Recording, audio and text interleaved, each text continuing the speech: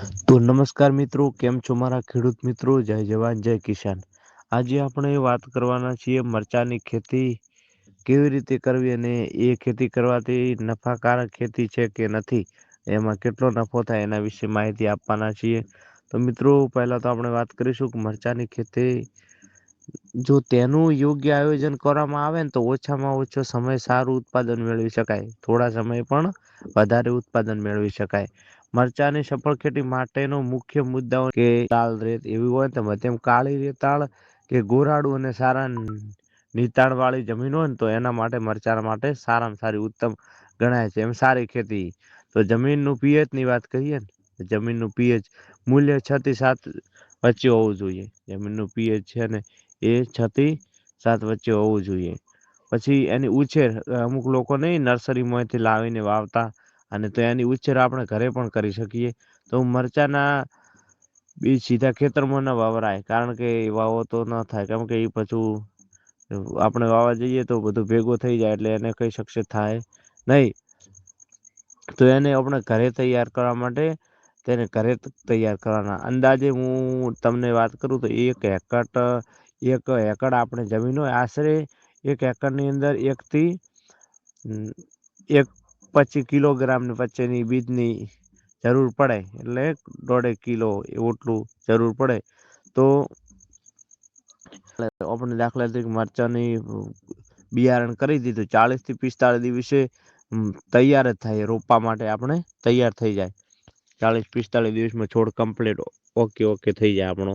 તો એને પછી એને ચોમાસામાં જ મરચાની ખેતી ઘણા લોકો કરતા હોય. ચોમાસું મરચી માટે જૂન જુલાઈ અને શિયાળુ મરચી માટે ઓક્ટોબર થી નવેમ્બર મહિના સુધી શ્રેષ્ઠ ગણાય. કે આપણે જે જૂન જુલાઈ અને શિયાળુ માટે મરચી માટે ઓક્ટોબર અને નવેમ્બર એ સારું કહેવાય. છોડને કેવી રીતે કેટલી અંતર અને કેટલી દૂર રાખવો, દેશી ભાષામાં આપણે કેટલો છેટો વાવવો, એના માટે જો સામાન્ય રીતે આપણે ગણવા જઈએ ને તો 60 થી 75 સેમી બે છોડો વચ્ચે 45 થી 60 સેમીનું અંતર રાખવું જોઈએ. કારણ કે એટલું આપણે અંતર રાખો ને તો સારું, એને પણ મરચા આવે એટલે એને વીણવામાં પણ ઠીક રહે અને પીવામાં પણ સારું રહે એના માટે. તો પછી આપણે મરચા બીજ વાયા પછી ખાતર અને પિયતની પાવાની વાત કરીએ તો સેન્દ્રિય ખાતર દ્વારા આપણે વાત કરીએ તો ખેતર તૈયાર કરતી વખતે આપણે પૂરતા પ્રમાણમાં સારું છાણિયું ખાતર તો બધા લોકોનો ઘેર હોય જ છે, ભેંસોનું ગાયોનું, એ છાણિયું ખાતર નાખી દેવાનું ફૂલ ભરપાઈમાં. અને મરચાના પાકને નિયમિત પિયતની જરૂર હોય, એટલે દાખલા તરીકે પાવાની જરૂર બહુ પડે અને પાવો બહુ પડે. અને ફૂલ આવતી વખતે આપણે દાખલા તરીકે મરચાની અંદર ફૂલ આવી ગયા, ફૂલ આવતી પહેલા જમીનની અંદર પાણી પાવતું જ રહેવાનું 2-3 દિવસે. કારણ કે એને ફૂલ આવ્યા પછી ખરી જવાની બહુ સંભાવના હોય. તો એને સિંચાઈ પદ્ધતિ ટપક દ્વારા કે આમ તમે પણ કરી શકો, સિંચાઈ પદ્ધતિ પણ વાપરી શકો. તો અમુક મરચા આવ્યા પછી એની અંદર જીવાત રોગો ઘણું બધું એવું થાય. તો એક ચૂસિયા પ્રકારના જીવાત આવે મરચાની અંદર, અને મરચાની અંદર થીમ્સ અને સફેદ માખીઓ ઉપદ્રવ વધુ રહે છે. સફેદ માખીઓ વધારે રહે એના ઉપર, જેના કારણે પાન કોકડવા થાય છે. કોકડવા એક પ્રકારનો એક રોગ જ કહેવાય ને. તો આ માટે એક દેશી દવાની વાત કરું તો લીમડાનું તેલ અથવા યોગ્ય જંતુનાશક ઉપયોગ કરવો.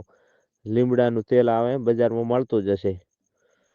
અને બિયારણ માટે વાપરવું અને પાકની ફેરબદલી કરવી એક મહત્વની ટીપ છે. મરચાની ખેતી મલ્ચિંગ પેપરનો ઉપયોગ કરવાથી નિંદાણ ઓછું થાય.